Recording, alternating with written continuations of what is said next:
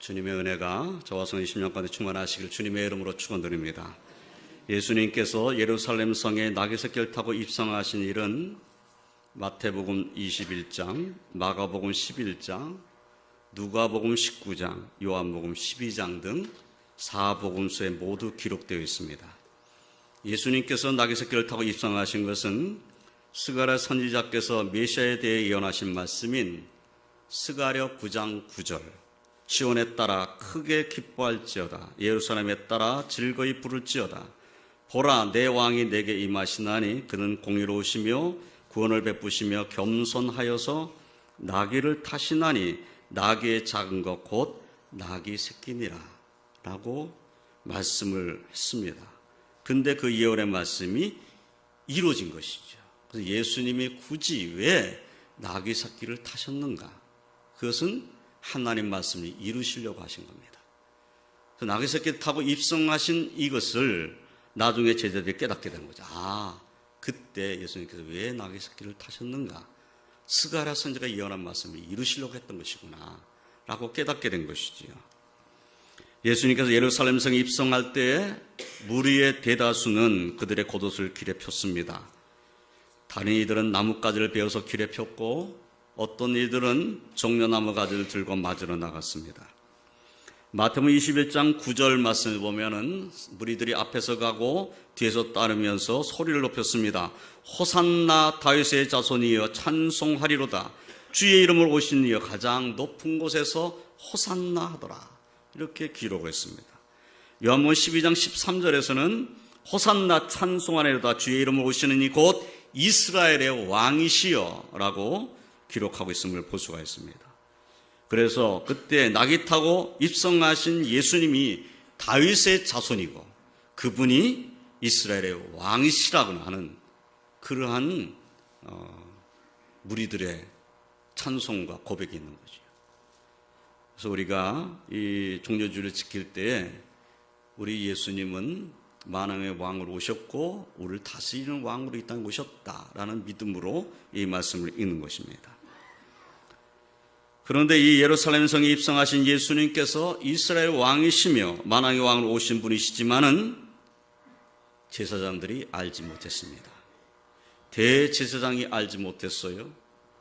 바리새인과 서기관들, 유대교의 장로들이 알지 못했습니다. 백성들도 알지 못하였습니다. 헤롯과 빌라도와 그 군병들이 알지 못했습니다. 무리들은 대제사장과 장로들의 고난을 받고 그리스도가 하는 예수를 내가 어떻게 하랴 하고 빌라도가 물을 때에 십자가에 못 박혀야 하겠나이다라고 외쳤습니다. 그것도 한 번 외친 것이 아니라 계속 외쳐댔어요. 십자가에 못 박으라고. 그래서 빌라도는 밀란이 일어날 것을 두려워서 예수님을 십자가에 못 박도록 내주었습니다. 자신이 무죄를 선고해놓고도 사형에 내놓은 사람이 된 것이죠. 예수님은 채찍에 맞았습니다. 가시면류관 하나 쓰셨습니다. 그리고 십자가에서 운명하셨습니다. 그런데 이렇게 고난받으시는 메시아에 대해서 이사야 선지자는 예수님 이 땅에 오시기 약 700여 년 전에 이미 이사야 53장에서 이렇게 될 것을 예언했습니다.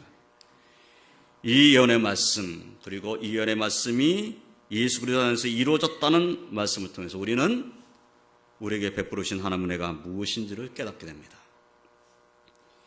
이사야서 53장 3절로 9절 말씀은 예언의 말씀이에요. 그는 멸시를 받아 사람들에게 버림받았으며 강고를 많이 겪었으며 질고를 아는 자라. 마치 사람들이 그에게서 얼굴을 가린 것 같이 멸시를 당하였고 우리도 그를 귀히 여기지 아니하였도다. 그는 실로 우리의 질고를 지고 우리의 슬픔을 당하였거늘 우리는 생각하기를 그는 징벌을 받아 하나님께 맞으며 고난을 당한다 하였노라. 그가 찔림은 우리의 허물 때문이요 그가 상함은 우리의 죄악 때문이라. 그가 징계를 받음으로 우리는 평화를 누리고 그가 채찍에 맞음으로 우리는 나음을 받았도다. 우리는 다 양 같아서 그릇 행하여 각기 제 길로 갔거늘 여호와께서 우리 모두의 죄악을 그에게 담당시키셨도다. 그가 곤욕을 당하여 괴로울 때에도 그의 입을 열지 아니하였으며 마치 도수장으로 끌려간 어린 양과 털 깎는 자 앞에서 잠잠한 양같이 그의 입을 열지 아니하였도다. 그는 곤욕과 신물을 당하고 끌려갔으나 그 세대 중에 누가 생각하기를 그가 살아있는 자들의 땅에서 끊어짐은 마땅히 형벌받을 내 백성의 허물 때문이라 하였으리요. 그는 강포를 행하지 아니하였고 그의 입에 거짓이 없었으나 그의 무덤이 악인들과 함께 있었으며 그가 죽은 후에 부자와 함께 있었도다. 이것이 바로 이사야 선지자의 예언의 말씀입니다. 그런데 마치 예수님이 고난받는 그 현장에 있었던 것처럼 기록을 했어요. 그래서 700여 년 전에, 예수님이 이 땅에 오시기도 전 700여 년 전에 메시아가 오시면 이런 고난을 받게 될 것이라는 것을 미리 예언해 놨다는 것이죠. 그래서 하나님 말씀이 놀랐다는 겁니다. 예언한 대로 이루어진 것입니다. 신약 성경에는 이 예언의 말씀이 이루어졌음을 분명히 밝히고 있습니다. 요한복음 1장 29절 말씀을 보면 세례 요한은 예수님께서 자기에게 나오심을 보고 이렇게 말했어요. 보라, 세상 죄를 지고 가는 하나님의 어린 양이로다. 예수님을 세상 죄를 지고 가는 하나님의 어린 양이라고 그렇게 세례 요한이 선포를 했어요. 그렇습니다. 우리는 우리의 죄를 지고 가는 하나님의 어린 양의 보혈의 은혜를 입은 자가 된 것입니다. 예수님은 마가복음 10장 45절에서 인자에 온 것은 섬김을 받으려 함이 아니라 도리어 섬기려 하고 자기 목숨을 많은 사람의 대성물로 주려 함이로라 라고 말씀했어요. 그렇습니다. 예수님이 이 땅에 오신 것은 섬김받으러 온 것이 아닙니다. 우리를 위해서 자기 목숨을 대성물로 내주려고 이 땅에 오신 겁니다. 우리는 예수님께서 자신의 몸을 대성물로 내주신 그 은혜를 받은 자가 된 것입니다. 사도 베드로께서는 베드로전서 1장 18절로 19절에서 너희가 알거니와 너희 조상이 들려준 헛된 행실에서 대속함을 받은 것은 은이나 금같이 없어질 것으로 된 것이 아니요 오직 흠없고 점없는 어린 양 같은 그리스도의 보배로운 피로 된 것이니라 라고 선포를 했습니다. 좋습니다. 우리가 대속함을 받은 것, 우리가 대속을 받은 것, 그것은 은이나 금같이 없어질 것으로 된 것이 아니라는 겁니다. 세상에 써질 것으로 우리가 대속함을 받은 것이 아닙니다. 구속받은 것이 아닙니다. 죄사함 받은 것이 아닙니다. 흠없고 점없는 어린 양 같은 예수 그리스도의 보배는 피로 말미암아서 우리가 대속을 받았어요. 구속함을 받았습니다. 우리는 죄사함을 받았습니다. 우리는 흠없고 점없는 어린 양 같은 그리스도의 보배는 피의 은혜를 입은 자가 된 것입니다. 사도 바울께서는 로마서 3장 23절로 24절에서 또 이렇게 말했습니다. 모든 사람이 죄를 범하였음에 하나님의 영광이 이르지 못하더니 그리스도 예수 안에 있는 속량으로 말미암아 하나님의 은혜로 값없이 의롭다 하심을 얻은 자 되었느니라. 모든 사람이 죄를 범하였기 때문에 하나님의 영광이 이르지 못했다는 겁니다.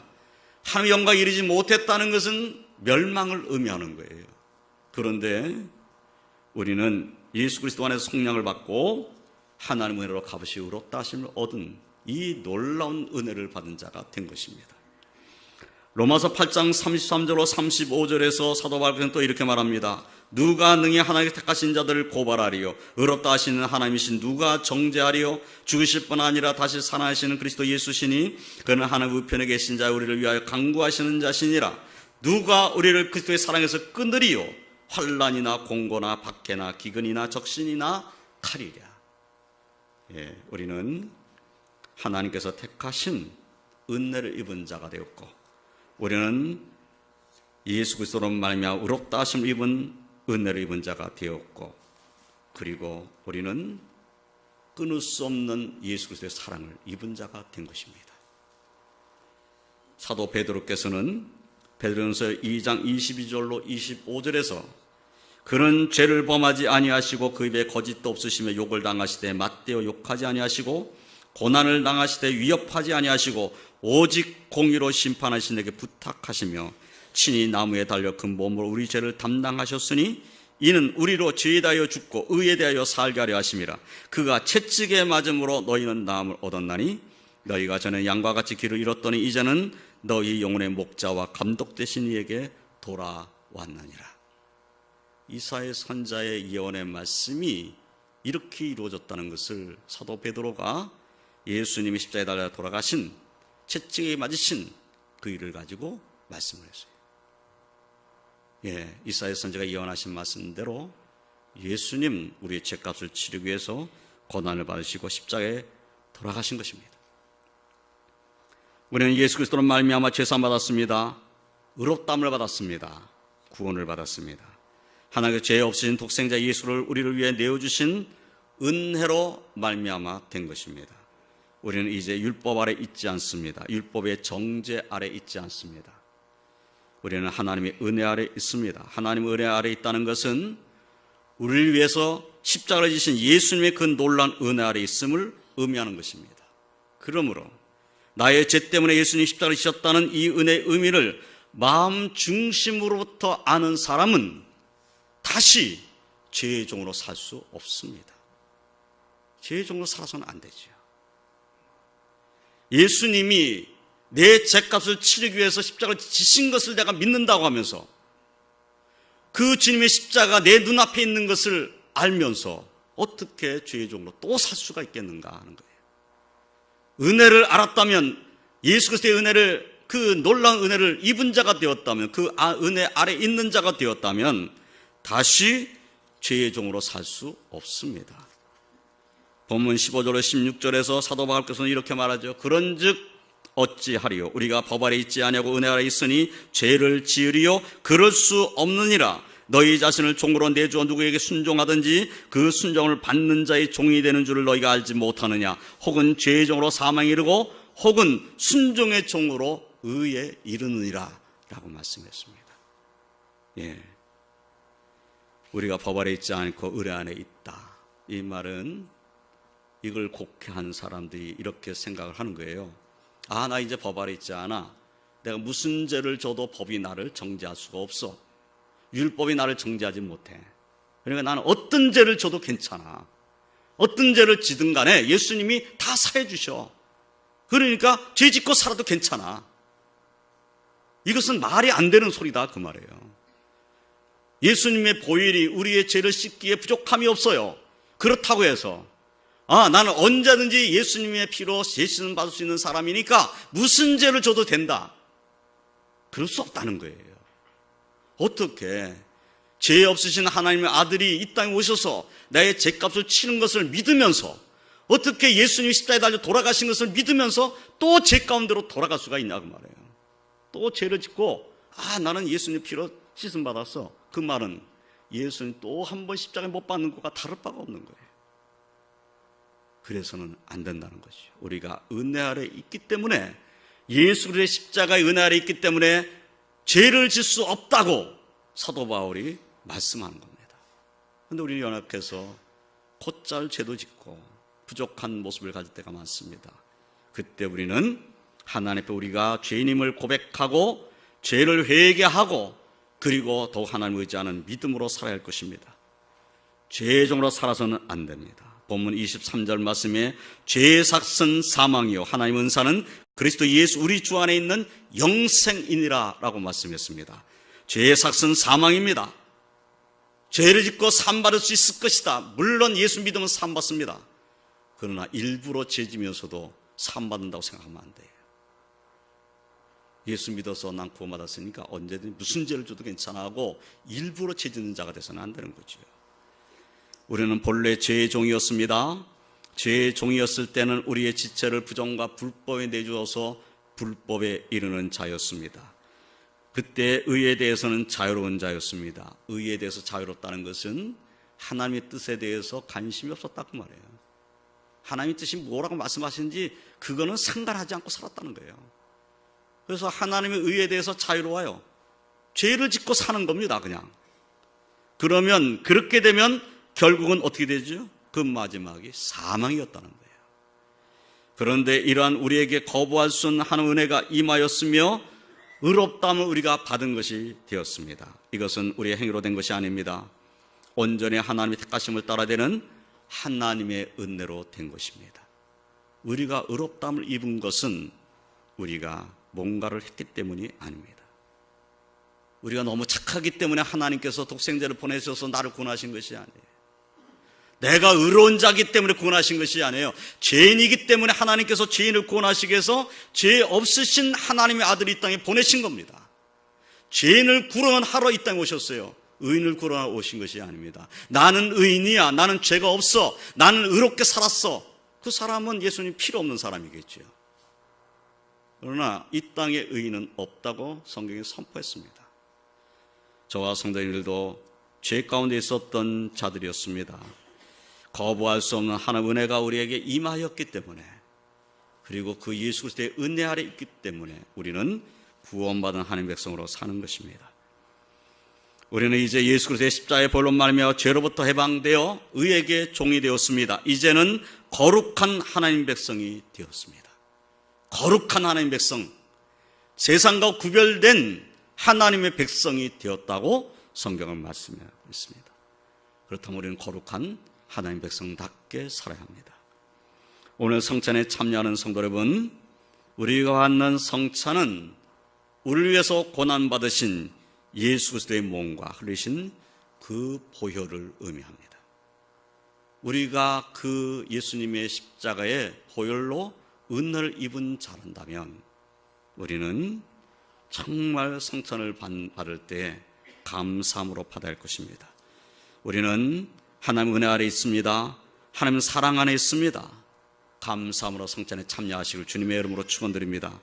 주님의 말씀에 순종하며 주님과 동행하겠다는 믿음으로 이제 다시는 죄의 종으로 살지 않겠노라는 믿음의 고백을 가지고 성찬을 받으시기를 주님의 이름으로 축원드립니다. 이제 우리가 하나님의 은혜 아래 있으니 이후의 삶은 하나님의 뜻에 순종함으로 하나님께 더욱 영광 올려드리는 그러한 삶이 되시기를 주님의 이름으로 축원드립니다. 기도하겠습니다. 하나님 감사합니다. 우리로 하나님 은혜 아래 과여 살도록 축복하여 주시니 감사합니다.